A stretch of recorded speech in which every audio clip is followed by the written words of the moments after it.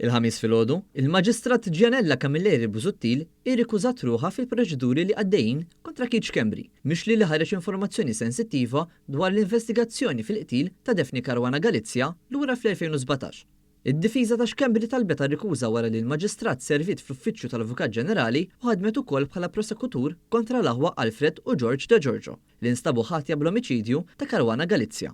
Il-proċeduri fil-konfront ta' Schembri qed isiru wara li Melvin Theuma, l-intermedjarju fl-omiċidju li nata wkoll il-maħfra presidenzjali biex jikxef kollox, kien qal li l-allegat mandat Jorgen Fenech kien informah li Schembri kien qed jaddilu l-iżviluppi li kienet ikun hemm fil-każ.